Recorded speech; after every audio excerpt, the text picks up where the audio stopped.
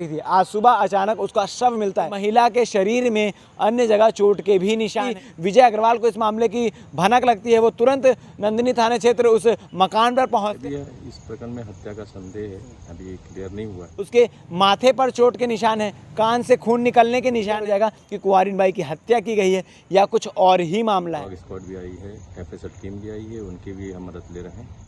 नंदिनी थाना क्षेत्र अंतर्गत एक महिला का शव उसके ही घर में बरामद हुआ। आपको बता दें कि सुबह पुलिस को सूचना मिलती है कि एक महिला कुंवारिन बाई यादव, जिसकी उम्र 45 वर्ष के आसपास है, जो नंदिनी टाउनशिप के एसबीआई बैंक के ठीक पीछे एक झोपड़ी में 1 महीने से अकेले रहा करती है। मतलब 1 महीने पहले ही वो वहाँ उस झोपड़ी में रहने आई थी और रहने के बाद घर का काम, जो साफ़ सफाई तमाम काम है, वो काम किया करती थी। आज सुबह अचानक उसका शव मिलता है। नंदिनी पुलिस को जैसे ही इस बात की सूचना मिलती है, पुलिस मौके पर पहुंचती है। एफएसएल की टीम, साथ में डॉग स्क्वाड भी आते हैं ताकि तमाम साक्ष्य इकट्ठा किए जाएं। जब पहले पुलिस को सूचना मिलती है तो इसको एक हार्ट अटैक या किसी अन्य मामले से जोड़ने का प्रयास किया जा रहा था, मगर जैसे जैसे पुलिस इस मामले की तफ्तीश करती जाती है, इस मामले की जाँच करती जाती है, तब पुलिस को पता चलता है कि महिला के शरीर में अन्य जगह चोट के भी निशान हैं, जो सीधा सीधा हत्या की ओर इशारा करते हैं। मगर मैं आपको स्पष्ट कर दूं कि केवल हत्या की ओर इशारा हो रहा है, अभी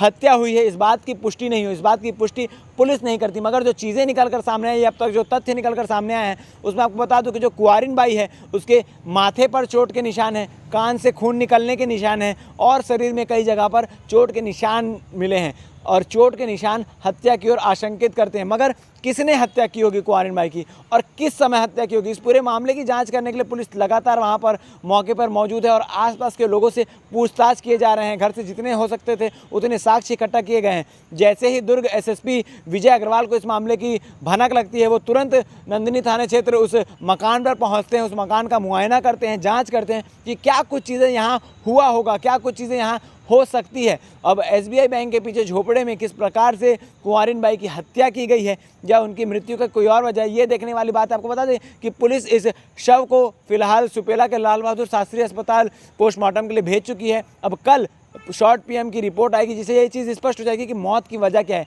और मौत की वजह स्पष्ट होते ही ये भी स्पष्ट हो जाएगा, ये भी पिक्चर क्लियर हो जाएगा कि कुंवारिन बाई की हत्या की गई है या कुछ और ही मामला है। मगर फिर भी सवाल वहीं आकर खड़ा होता है कि आखिर कुंवारिन बाई की किससे दुश्मनी थी, किससे उसको क्या लेना देना था, जो काम करने वाली एक 45 वर्षीय महिला की हत्या उसके ही घर पर कर दी गई हो और चालाकी से वहां से फरार हो गया हो। इस पूरे मामले को लेकर आसपास के लोगों से पूछताछ की जा रही है, पूरे साक्ष्य इकट्ठा किए जा रहे हैं और क्या कुछ चीज़ें निकलकर सामने आती है देखने वाली बात है। और शॉर्ट पीएम के रिपोर्ट के आ जाने के बाद पुलिस अपने कार्रवाई में कितनी तेज़ी बरती है, ये भी देखने वाली बात है कि आरोपी का अगर कोई हत्यारा है, इसमें मैं बार बार इस शब्द का जिक्र कर रहा हूँ कि अगर कोई हत्यारा है, मगर हत्या हुई है तो हत्यारा है, और हत्यारा है तो उस तक पुलिस कब तक पहुंच पाती है, ये देखने वाली बात है। इस पूरे मामले को लेकर अलेक्जेंडर कीरो क्या कह रहे हैं, आप आगे बाइट में सुनिए।